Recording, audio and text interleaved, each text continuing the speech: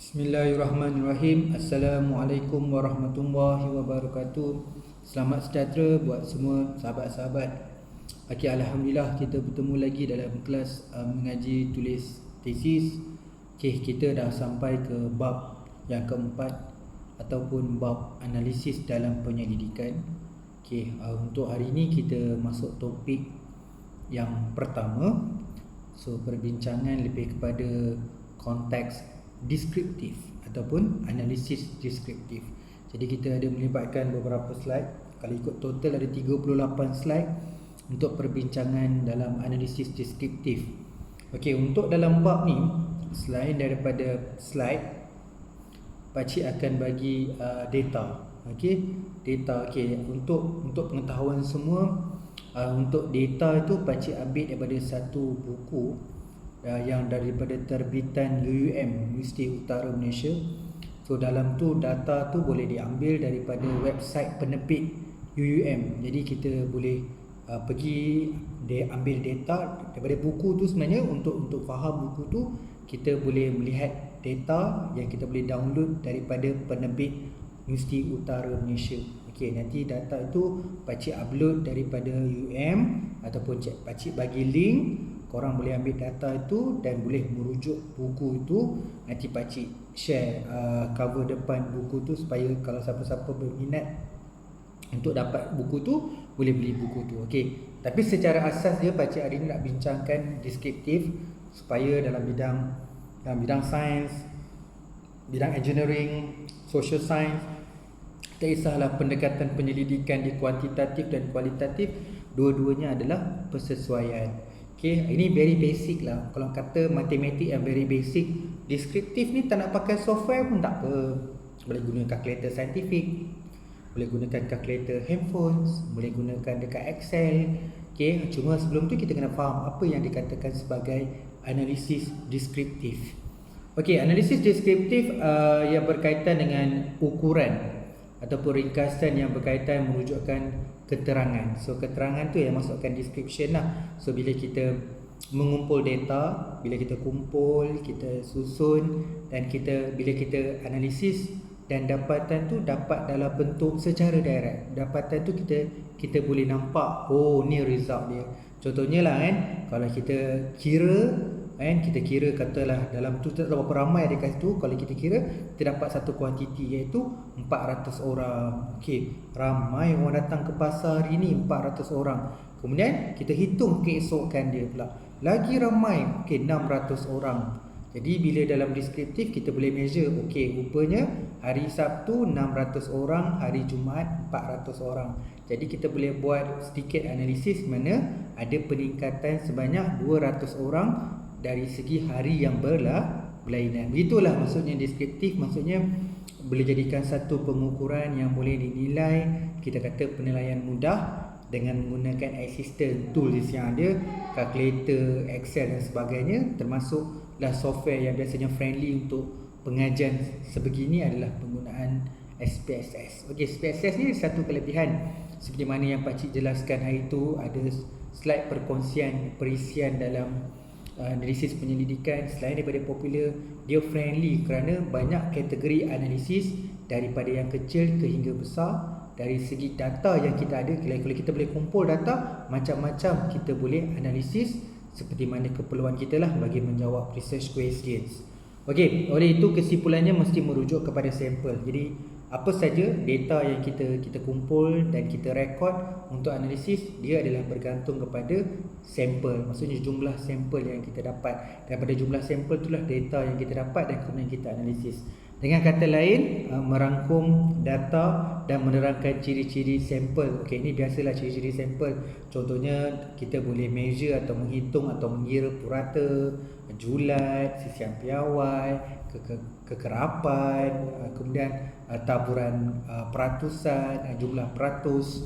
Okey, dia ada satu nilai yang berangka numerical, okey, yang diperolehi dari sampel yang memberi makna kepada data yang dikumpulkan. Data ni daripada data premium yang kita gunakan soal sidik, questionnaire contohnya, menggunakan kaedah kualitatif sama ada documents ataupun secara interview, bergantung kepada soalan yang berstruktur. Okey, bila dalam kualitatif dibenarkan guna deskriptif apabila soalan ditanya tu bersifat berstruktur dan kita boleh measure dan kita boleh convert dalam bentuk numerical. Dalam contohnya kan, contoh dalam dokumen buku, contohnya katalah buku ni topik dia tentang makanan. Berapa kali dalam buku ni menyebutkan makanan seimbang. Jadi kita hitungkan perkataan itu, maksud itu berapa kali diulang. Jadi kita boleh buat analisis dalam buku ni sangat menekankan apa.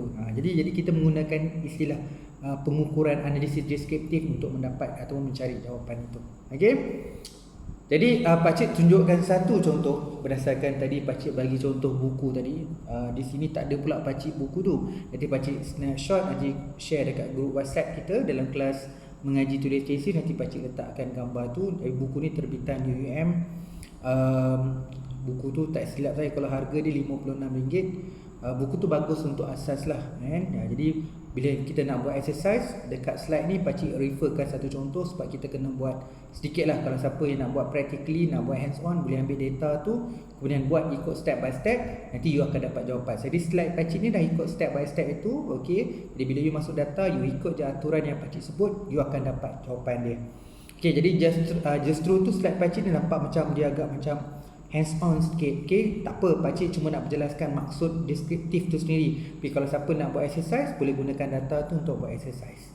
Nanti refer lah jawapan tu dengan slide. Kalau jawapan sama dengan slide, maksudnya kita boleh faham dari segi practically macam mana nak faham itu, macam mana nak buat analisis deskriptif. Okay, jadi bila kita gunakan perisian seperti SPSS dan perisian-perisian yang lain, kita kena install lah perisian tu dalam komputer. Okay, katakanlah kata semua dah ok, semua dah clear, dah boleh operate, dah boleh on. Jadi kita klik lah dia punya arahan. Biasanya kalau komputer, kalau you buat shortcut, kita klik dekat SPSS, dia akan pergi dekat SPSS tu, ataupun you pergi dekat general dan kita set. Biasanya kita klik apa ni, start, all program, SPSS for window, betul klik SPSS contohlah kan. Okey, transformasi data. Okey, sebelum kita faham tentang deskriptif, pakcik nak ajar dari segi proses. Okey, kadang-kadang data yang kita dapat tu tak seperti mana data yang kita nak. Maksudnya data tu tak terus jadi end data. Dia perlu ditransform ataupun perlu diubah suai menjadi data yang diperlukan dalam kajian. Jadi data yang disimpan melalui SPSS boleh mengubah suai mengikut keperluan masing-masing. Proses transformasi akan membolehkan kita menjalankan operasi analisis data yang kompleks. Contohlah, kita boleh compute, kita boleh count dan kita boleh record.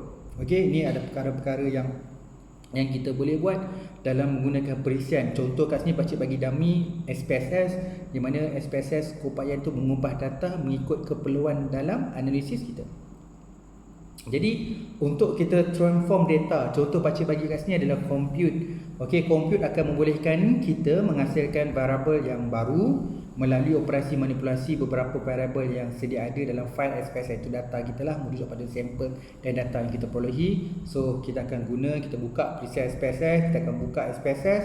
Kalau ikut arahan, ini pakcik bagi sebut arahan lah, klik transform, kemudian compute dan tertingkap compute variable akan dipaparkan. Okey, kat situ nanti kita akan buat count, kemudian kita akan buat record. Okey, record biasanya record ada dua, record into the same variable ataupun record in term different variables. Okey, jadi kalau record ni kita boleh buat macam-macam lagi dalam deskriptif. Contohnya kita nak analyze frekuensi. Okey, kalau SPSS klik analyze, lepas tu pilih deskriptif statistik, lepas tu kita pilih frekuensi. Contoh yang nak tengok frekuensi. Okey, kita boleh tengok cross tab. Cross tab contohnya kat sini sekiranya kita mengkaji, contohlah kan bila gunakan data yang ada yang kita kumpul, bila kita nak mengkaji, kalau kata kita nak mengkaji jantina lelaki perempuan, kita tahu lelaki perempuan. Okey, katalah lelaki perempuan tu ada, kita kata bangsa Melayu, Cina, India. Katalah ambil 3 je, Melayu, Cina dengan India. Macam mana kita dapatkan satu result kalau data tu ramai? Katalah data tu melibatkan 1000. Macam mana you nak congak berapa ramai yang katalah dalam satu event tu berapa ramai orang lelaki berbangsa Melayu. Macam mana you nak measure? Okey, SPSS secara direct ataupun software-software lain, kita boleh tahu berapa jumlah lelaki, berapa jumlah perempuan. Katakan 1000 tadi, 500 lelaki, 500 perempuan. Okey, kalau nak tengok bangsa pun kita boleh tahu. Okey, bangsa berapa orang Melayu, berapa ramai Cina, berapa India. Okey, ikutkan 1000 orang tu ke bangsa. Tapi soalan saya, berapa ramai bangsa Melayu lelaki, Cina lelaki, India lelaki. Kat situ kita boleh gunakan kita panggil cross step ataupun apa kita panggil tabulasi. Tabulasi cross step. Okey. Jadi kita boleh gunakan tadi cuma intro pakcik sebut yang kita boleh tengok deskriptif, kita boleh tengok frekuensi, kita boleh cross step. Jadi kalau you pergi dekat slide 13, memang tunjuk kat situ ada link pergi kat UM Press, kita pergi pada muka surat 14 untuk exercise. Jadi katakan kat sinilah dalam kita punya pengukuran ataupun kita punya set soal sidik kita ni, item kita ni ada 6 item.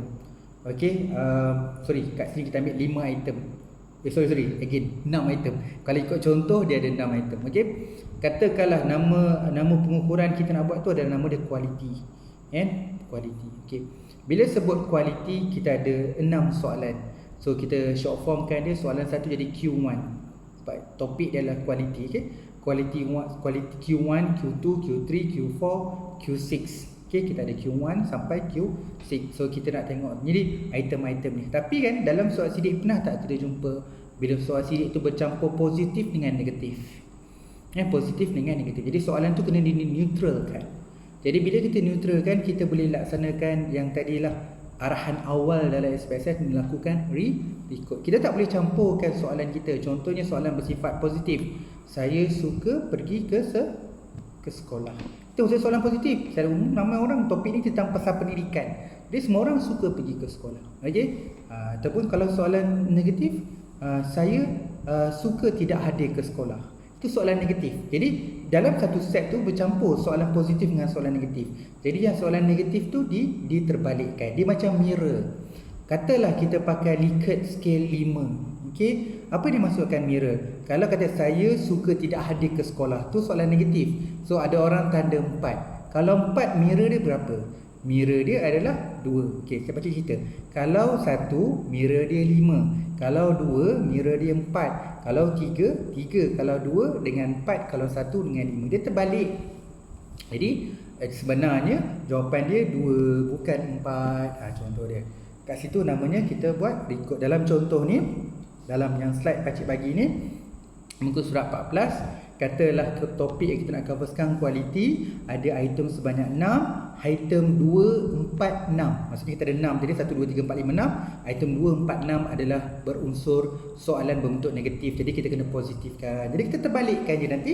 SPSS contohnya ada keupayaan untuk menterbalikkan data secara automatically. Buat manual boleh? Buat manual boleh lah. Kalau data beribu-ribu, benda boleh buat dalam tak sampai 5 saat. You nak buat manual, take time. Jadi bila dekat SPSS tu memang ada arahan, click transform, recode into same variables. Nanti you masuklah Q4, quantity item 2, item 4, item 6 tadi sebab kita nak terbalikkan tu. Nanti kita akan pilih old and new values. Jadi kita pindahlah 5 ke 1, 4 ke 2, 3. Nanti 3 tak buat pun tak apa sebab dia kekal. 2 ke 4, 1 ke 5. Jadi kita terbalikkan. Kita akan add one by one. Kemudian nanti you akan dapat satu dia tunjuk command. So command tu yang menunjukkan bahawa kita dah berjaya dah merekodkan data. Jadi ni soalan pertama walaupun sebenarnya slide ni lebih fokus pada deskriptif, tapi bila nak tunjukkan sebelum kita nak jawab deskriptif tu, kita kena buat perkara awal. Ini salah satu perkara awal, iaitu kita buat record into the same variables, yang mana kita boleh menterbalikkan data sebab soal sidik kita bercampur soalan positif dan soalan negatif. Banyak kali saya jumpa kadang-kadang sebenarnya dah boleh di meja, kalau setengah-setengah universiti boleh fail calon ini, dia mana kita tengok dengan tesis. Bila saya tengok dekat soal sidik belakang bercampur soalan positif dengan negatif, kemudian saya tanya dia, apa you buat dengan data? Lepas you buat data, you buat apa? So dia kebetulan dia pakai SAM PLS, you tahu dia pakai SAM PLS. So saya tanya soalan, you ada buat record tak? Sebab saya tengok soal sidik you ni memang positif dengan negatif bercampur. So dia kata, oh tak, soalan tu saya kekalkan original sebab saya ambil daripada, saya adopt daripada previous scholar. Saya kata tak kisahlah ambil pada previous scholar, tapi soalan ni berbentuk positif negatif bercampur. Ada tak buat record? Jadi dia tanya saya balik, record itu apa? Jadi erti kata lain, dia tak buat record. So macam mana? Kalau tanya saya, memang kena run balik lah, sebab soalan itu perlu dineutralkan. Dia tak boleh campur soalan positif negatif. Memang dibuktikan, saya pacik refer dekat appendix belakang, pacik lihat soalan tu memang bercampur positif negatif. Alang-alang buka tu banyak lagi pacik temu. Sebenarnya dalam soal sidik tu dia tanya beberapa perkara. Contohnya pasal defect.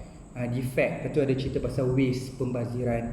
Jadi pakcik pun tanyalah, kenapa ada soalan tentang defect dengan waste Sebab saya baca tesis ni daripada pengenalan, terutamanya dekat literature review, tak ada pun perbincangan pasal defect dengan waste. Kenapa dalam soal sidik ada? Jadi maksud dia sekarang, ibarat tesis buat benda lain, soalan itu benda lain. Jadi calon tersebut tu ditanyalah oleh pakcik-pakcik sengaja tanyalah beberapa soalan. Dan banyak juga soalan-soalan bila macam tu dia macam tak tahu, saya tak kata dia lemah, dia baru sedar, oh selama ni buat soal sidik kena macam tu kan. Oh rupanya analisis ni kita kena belajar asas. Dia kata kena belajar asas. Okay, kita tak boleh loncat. Orang nak belajar advance ni, tak kisahlah SAP Amos ke, PLS ke dan sebagainya, belajar benda asas. Sebab tu kalau tanya saya, SPSS software yang bagus, perisian yang bagus untuk kita belajar benda yang asas, benda yang basic. Walaupun benda very simple pasal data, mengenali jenis-jenis data, kadang-kadang kita buat contoh macam frekuensi, percentage dalam deskriptif. Jadi software macam SPSS bantu. Okey, kalau tak nak guna SPSS boleh guna Excel ataupun guna manually. Tapi asas tu kena kuat supaya boleh faham bila pakai apa-apa software yang advance pun lepas ni, you ada asas yang sangat kuat. Okey. Kemudian adalah compute data. Tadi kita dah cover record. Jadi kita buat compute data. Okey, compute data ni ada setengah-setengah kajian yang kadang-kadang kita kena compute data. Contohnya kita ada melibatkan beberapa item macam tadi quality kan. Tapi nak macam bagaimana nak keluarkan quality tu, keluarkan satu nilai saja. Contoh lain, kau dalam kelas kan, kita nak ranking kan. Contohnya kat sekolah ada 5 kelas. Kita ambil peratus keseluruhan. Okey, kita ada 5 kelas, katalah 5 kelas ni balance je. Sekolah ni susun tak ada susun siapa yang bijak, kurang bijak, tak ada. Dia susun sama je, ikut abjad je. Okey, ni kelas A mana yang nama huruf A sampai huruf F, kelas 1 huruf C. Jadi susun macam tu. Jadi kelas tu bercampur performance, ada yang bagus, ada yang sederhana dan sebagainya. Jadi kita katakan 5-5 tu quite balance. Okey, dalam arti kata lain, kita nak tengok pengukuran dia antara 5 kelas ni, mana kelas yang paling cemerlang, ranking nombor 1 sehingga ranking nombor 5. Jadi kita tak melihat individual, kita melihat satu set. Jadi macam mana? Cara dia adalah menggunakan kaedah purata atau kaedah mean. Kata kelas tu ada 25 orang, campur markah 25 orang tu bahagi dengan 25. Begitu juga dengan penyelidikan. Kalau kita ada beberapa factors, kadang-kadang nilai factors tu perlu diminkan purata je untuk dapat nilai supaya kita boleh bandingkan antara satu sama lain. Okey. Jadi contoh software macam SPSS ni, kita boleh compute data. Okey, nak gunakan compute data ni ada beberapa. Nanti you tengok kat slide. Slide ni memang detail, memang go through step by step. Okey, jangan miss slide ni. Memang pakcik buat tak pernah miss pun. Satu point ke satu point memang pakcik akan tunjuk screenshot dia. Jadi dekat sini memang paparan untuk compute variable ni. Okey, nanti kita akan ikut proses dia bagaimana nak buat nanti. Okey, kemudian bila you klik transform, dia dekat bar SPSS tu, klik transform, klik kat compute variables, nanti kat situ dia akan keluar. Jadi kita kena rename, katalah nama factors kita total quality. Jadi dekat target value tu type total quality, kemudian kita akan masukkan compute variable. Tapi dekat belah kanan tu dia ada function group. Dekat function group tu you scroll, pilih statistical, pilih statistical, kemudian statistical dia akan keluar macam-macam lagi apa yang kita nak kaji. Katalah kita nak tengok mean, double klik dekat mean. So bila you keluar double click kat mean, dekat numerical expression tu dia keluar macam something like formula. So bila keluar kat formula tu, kita masukkan, katakan kita tadi ada 5 item. So dia ada 6 item quality tadi. So kita masukkan 6 quality tu dalam kurungan yang dalam numerical expression tu. Okey? Nanti you tengok dalam numerical expression tu. Kalau you pilih sum, Pakcik pilih tadi min. Be careful M-I-N dengan M-E-A-N. So kita biasa bahasa Melayu min. Okay, min M-I-N dalam SPSS maksudnya minimum. Kita tak nak tengok minimum, kita nak tengok adalah purata. Jadi pakai M-E-A-N. Jadi klik min, kita akan pergi kat situ min, masukkan lagi kat kurungan tu, masuklah Q1, Q2, Q3, ataupun nak pakai sum boleh, tapi bila sum you kena divide by 6 sebab you dah masukkan 6 item tadi. Jadi maksudnya kita kalau nak faham kat sini, kalau tak nak pakai SPSS, kita kira dah sini manually, masukkan dapat satu nilai purata. Kat situ sangat-sangat penting lah, sebab ada setengah-setengah research kadang-kadang kita perlu dapatkan nilai purata sebab persoalan kajian dia antara kelas berikut siapakah yang mendapat markah yang tertinggi, kelas mana yang tertinggi. Jadi dalam kelas tu memiliki 25 orang pelajar, jadi 25 pelajar tu mendapatkan nilai purata. Jadi dengan menggunakan SPSS kat ni, memasukkan item apa yang you nak puratakan, secara automatically kita akan dapat satu variable baru yang kita labelkan tadi sebagai total quality. Okay, nanti tengok slide, nanti benda tu lagi senang nak faham lah. Okay, kemudian kita cuba sambil-sambil cerita slide ni, kadang-kadang pakcik kena bagi contoh sebenarnya. Jadi pakcik contohnya, biasa kalau pakcik mengajar deskriptif di luar, inilah slide dia secara mudah. Okay, dia ada lagi advance, tapi cukup lah untuk yang basic ni kita cover benda ni. So kat sini contohlah data deskriptif selain daripada biasa kita tengok dalam soal sidik, biasanya bahagian A, kadang letak bahagian belakang sekali, bahagian E, iaitu demografi, pasal jantina, pekerjaan, tahap pendidikan, kadang orang tengok bangsa, kadang-kadang tengok tempat tinggal, asal mana, kadang-kadang buatlah range pendapatan, macam-macam lagi lah ikut kesesuaian kajian. Cuma pakcik punya nasihat satu je, hanya meletak apa yang hendak dikaji ataupun perkara-perkara yang relevan yang akan digunakan bagi menjawab research question sahaja. Jangan letak soalan-soalan yang tidak berkaitan dengan kajian. Nanti kalau panel tanya apa kaitan jantina, kenapa soalan pasal jantina ditanya dalam soal sidik, walhal dalam kajian ini tidak dikaji pun, tiada isu dalam latar belakang, tidak ada problem statement pun pasal jantina, kenapa tiba-tiba soal sidik ni ada ditanya berkaitan dengan jantina? Kan? Jadi tak bolehlah kita tanya berkaitan dengan jantina. Ada yang tanya, saya tanya saja je buat soalan banyak-banyak ni supaya saya senang nak buat artikel jurnal. Kalau tanya saya, betul, buatlah kalau rasa itulah niatnya untuk menghasilkan beberapa artikel jurnal. Tetapi masa tesis nak submit tu dekat IPS, keluarkanlah soalan itu. Nanti lepas-lepas tu ke nak buat tulis artikel, tulislah. Tapi persembahan sebuah tesis hanya meletakkan perkara-perkara yang sesuai, yang relevan dalam kajian. Tak boleh lebih, tak boleh kurang. Ngam-ngam, sebab penilaian tu nak tengok kematangan. Okey, dia ikut persesuaian. Kalau kata dunia industri, kita tak boleh lebih. Kalau lebih kita membazir, kita meningkatkan kos. Kita nak betul-betul menggunakan exactly keperluan saja. Itu namanya kematangan dalam penyelidikan. Okey. Jadi bolehlah kita kaji kat sini. Jadi kita bolehlah labelkan masa kita key in. Kalau kata lelaki tu 1, perempuan tu 2, kita kodekan macam tu. Jadi bila key in, tengok sampel lelaki 1, perempuan 2. Macam itulah maksud dia. Okey. Jadi katakanlah isu dekat sini, kita punya persoalan kajian adalah apakah peratus lelaki dan perempuan dalam sampel. Berapa percentage lelaki atau perempuan dalam sampel kajian. Maksudnya berapa peratus lelaki. Kalau hang banyak, mungkin 50% lelaki, 50% perempuan. Okey. Apakah frekuensi bagi setiap kategori etnik? Kan? Berapa peratus dalam setiap kategori pekerjaan ni, antara perkara-perkara lain yang kita boleh lihat. Okey. Kemudian bila kita klik analyze, dia punya arahan lah. Memang dalam slide ni pakcik ikut arahan, nanti you all ikut je arahan ni. Klik analyze, klik descriptive, klik frequency. Okey, pakcik sebenarnya tak nak tunjuk pun perisian SPSS ni, tapi nak ajar deskriptif, tapi pakcik nak tunjukkan contohnya dengan menggunakan satu perisian apa kita boleh buat. Okey, semua perisian boleh buat, nak pakai SAS pun boleh, nak pakai Stata boleh, nak pakai Listrel pun boleh, semua pun boleh. Tapi pakcik contohkan SPSS, nak tunjukkan apa itu analisis deskriptif. Okey, kat sini kita klik analyze, klik deskriptif sebab kita tengah nak buat deskriptif statistik. Itu maksud dia. Bila nak buat deskriptif statistik, pilihlah kliklah ikon yang berkaitan dengan deskriptif. Katakanlah kita nak tengok tadi benda-benda basic. Deskriptif ni biasa orang pakai frequencies. Okey, nak tengok benda frekuensi, nak tengok mood, nak tengok peratus tadi, klik dekat frequencies. Okey, jadi kita masukkan apa yang kita nak kaji. Tadi maksudnya jantina, bangsa dengan kategori pekerjaan. Kita pindah semua masuk dalam daripada pool belah kiri tu masuk ke pool belah kanan, iaitu variable. Lepas tu kliklah statistik. Apa yang kita nak kaji? Kan, apa yang kita nak kaji? So kita nak kaji mood contohnya. Lepas tu klik je lah dekat mood, dekat central tendency. Okey, jangan risau, you refer slide ni memang ada ikut aturan satu-satu. Okey.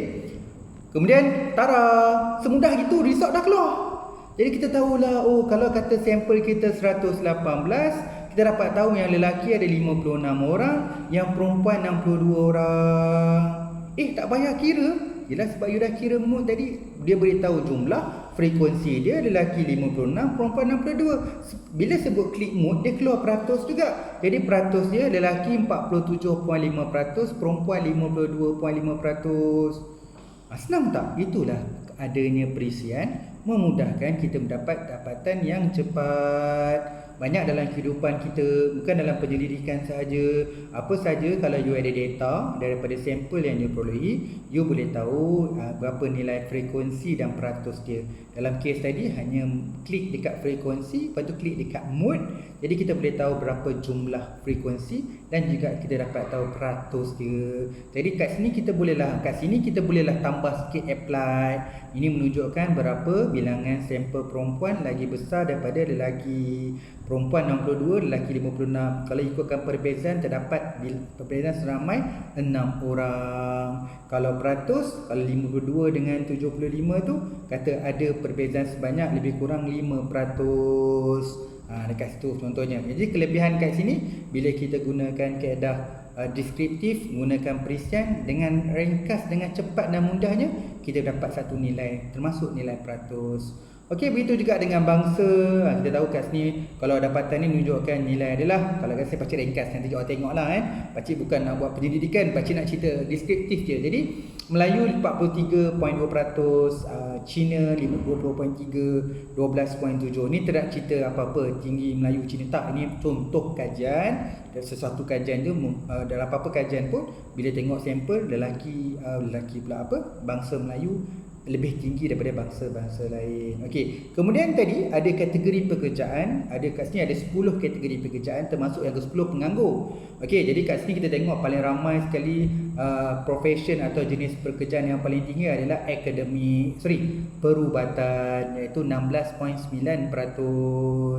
Jadi kat sini kita tahulah, okey, kita dapat tahu yang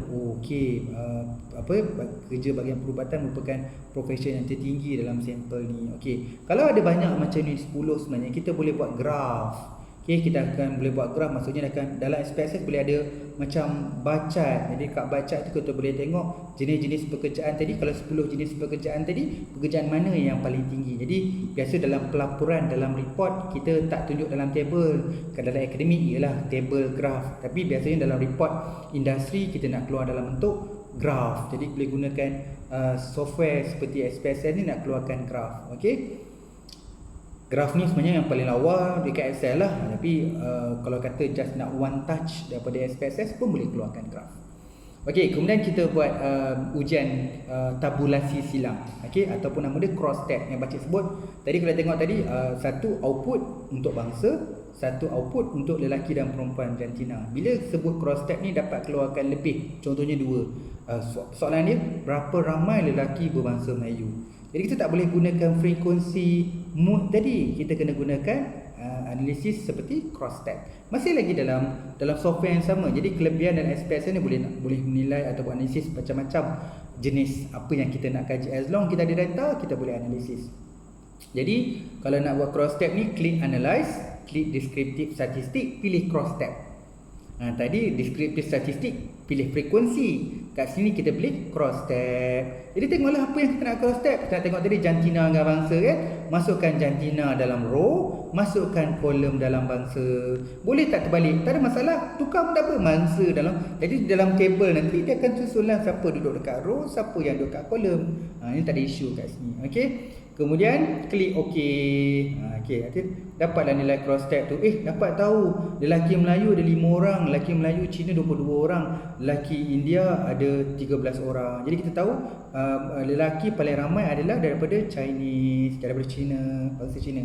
Okey, kalau kita tengok perempuan paling ramai Melayu 46, Cina ada 2, India ada 3. Jadi kita boleh melaporkan bahawa berdasarkan sampel ini bilangan bangsa lelaki paling ramai adalah Cina dan untuk jantina perempuan yang paling ramai adalah bangsa Melayu. Kan mudah macam tu, dengan gunakan cross tab dah dapat jawapan. Jadi cross tab juga selain daripada frekuensi mode tadi, ni juga bermasuk dalam bentuk deskriptif. Kita masih lagi deskriptif. Bila deskriptif tidak perlu hipotesis. Okey. Lagi apa? Jadi kita boleh buat graf. Jadi kan contoh di graf kan. Contoh klik analyze deskriptif tadi kita klik graf. Kita klik legacy dialog, pilih bar, pilih simple. Maksud simple bar lah. Okey, kat sini jadi kita akan pilih summaries for the group of case. Klik dekat simple. Nanti kita masukkan data apa nak. Katalah pakcik nak tengok kategori kerja sebab 10 tadi. Masukkan kategori kerja tu dalam kategori exist. Nama dia kategori exist dalam SPSS ni. Tapi dapat dah keluar gambar rajah bacat tu. Jadi kat bacat tu, nanti kalau you berminat dengan bacat tu, kalau dalam perisian, biasalah dalam perisian ada yang boleh edit, macam SPSS boleh edit, right click pada gambar rajah tu, boleh tukar-tukar color. Macam-macam lah, you boleh tukar dapat line ke dan sebagainya. You boleh tukar, tak nak pakai bacat, you boleh pakai apa-apa pun. Kalau case ni saya pilih tadi simple bacat kan, jadi you all boleh pakai apa-apa pun yang ada Okay, jadi boleh jugalah kalau ni pun pakcik bagi contoh dah buat bacat, okay boleh try lah lain buat pie chart ke dan sebagainya. Okay, carta pie. Okey, jadi itu saja yang perbincangan pakcik nak sebut pasal analisis deskriptif, sangat ringkas. Walaupun kita masuk dalam bab deskriptif, sebab bila pakcik gunakan contoh perisian SPSS ni jadi mudahlah sebab kita tak kira manual. Jadi apa saja yang kita nak hitung, yang mana gunakan mean, sisihan piawai, peratus, bilangan frekuensi. Jadi nak tengok mana tinggi, mana rendah. Okey, kadang-kadang tapi sebelum tu kita kena faham yang mana kita kena buat recode dulu. Kemudian kita boleh kena buat compute variable apabila dapatkan satu nilai. Jadi kita boleh gunakan apa-apa perisian yang sesuai untuk measure deskriptif ni. Tak kisahlah dia kualitatif dan kuantitatif. Mungkin kualitatif, mungkin maksud pakcik kan, ada benda yang bentuk direct tak ada masalah. Ada indirect, kadang-kadang kita kena convert data tu sebab dalam SPSS ni dia kena dalam bentuk numerical. Jadi kena convert data tu dalam numerical baru kita boleh analisis. Okey, jadi kat sini kita boleh gunakan perisian seperti SPSS untuk dapat jawapan deskriptif. Jadi pakcik ringkas kat sini ada deskriptif adalah bentuk numerical, boleh digunakan oleh pekaji kualitatif, kuantitatif, mixed method dan multi method, yang mana dapatan tu dapatan bulat. Okey, kita tidak perlu menguji sebab dapatan jelas. Lelaki tadi 54. Contoh lelaki 54, yang perempuan 46. Jadi kat situ kita dah tahu dah perbezaan dia, yang mana tinggi mana rendah. Tak perlu kita buat hipotesis, kita menong tengok nilai tu mana tinggi 54 ke 46, tak perlu. Jadi benda tu jawapan yang jelas. Jadi tak perlu hipotesis. Kalau hipotesis ni benda yang kena tentukan, kena baca nilai P dia, nilai signifikan atau tak signifikan. Yang ni dia menjawab hipotesis null ke, hipotesis alternatif H1 ke. So sebenarnya dia accepted ke, reject ke. Jadi dia melibatkan nilai-nilai significance. Yang tu baru kita gunakan hipotesis. Okey, ini secara basic untuk permulaan untuk kelas analisis penyelidikan. Pakcik nak bincangkan dalam konteks analisis deskriptif. Ada banyak dia.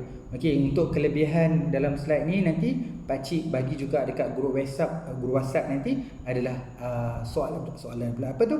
Data dia. Okey, ataupun you boleh pergi link dekat UUM Press tu, penerbit tu, nanti you pilih dekat data SPSS, kat situ kita boleh. Okey, nanti pakcik promote jugalah untuk buku UUM ni, siapa yang nak beli. Sebenarnya buku boleh baca semua buku, tak ada masalah, semua sama je. And as long kita nak belajar dalam konteks analisis deskriptif, masuk kat sini, analisis deskriptif ni pun boleh guna untuk kajian sampai level PhD. Tapi contoh pakcik tadi simple lah. Macam tadi lah sebab tak nampak kan. Macam tadi kalau soalan kita ada kena recode, kemudian kena compute variable. Jadi awal-awal lagi dah susah. Belum lagi nak kira lagi. Awal-awal lagi, proses awal tu, initial stage tu pun kita kena faham. Okey, itu asas. Jadi hari ini yang mendengar menonton, secara tidak langsung you belajar asas. Jadi bila orang tanya nanti soalan dekat defense proposal, data you bersifat apa, bercampur tak positif negatif. Jadi you dah faham apa tu record.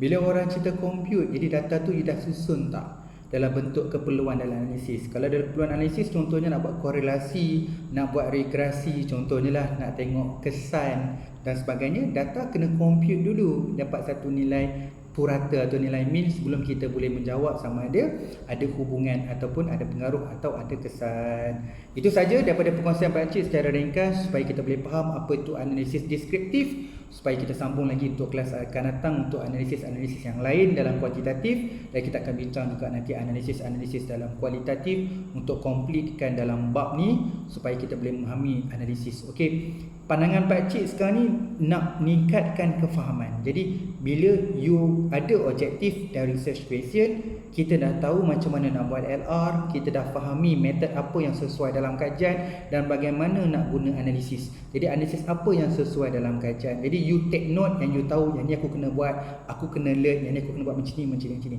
Nanti mungkin sampai level 2 nanti baru kita regress. Okey, kita akan pergi benda-benda yang kompleks, kita pergi buka data dan kita akan jumpa macam mana kalau jumpa data macam ni apa nak buat. So kalau kata macam itulah data tak normal macam mana nak buat. Jadi benda tu nanti kita pergi level ke situ. Jadi itulah kelas ngaji tulis tesis ni, saya nak semua orang boleh ikut step by step proses dia. Sebab tu 3 bulan waktu yang singkat sebenarnya. Kalau kita duduk satu semester pun 6 bulan. Sebab tu nanti kita ada level 2, level 3. Bukan Pak Cik sengaja melambatkan proses pengilmuan ni, tidak. Saya paling risau dekat bahagian analisis bila semua orang tidak dapat menguasai asas yang baik. Jadi why not kita belajar asas yang baik. Yang mana yang tidak ada Pak Cik cover ini, mana yang kurang Pak Cik cover ni, nanti kita akan cover dalam kelas-kelas yang akan datang. Mohon maaf atas kekurangan dan kesilapan. Kita jumpa untuk siri yang kedua untuk specifically ini deskriptif kita akan go through kuantitatif punya analisis, kemudian kita akan cover untuk kualitatif punya analisis. Kita kena faham dulu analisis ni. Jadi kita akan selalu ingat, izinkan Pak Cik kadang-kadang bila mengajar analisis, Pak Cik akan patah balik dekat metodologi, literature review dan bab 1 supaya apa yang kita buat ni adalah selari. Kita jumpa lagi 2 hari lagi. Assalamualaikum. Terima kasih.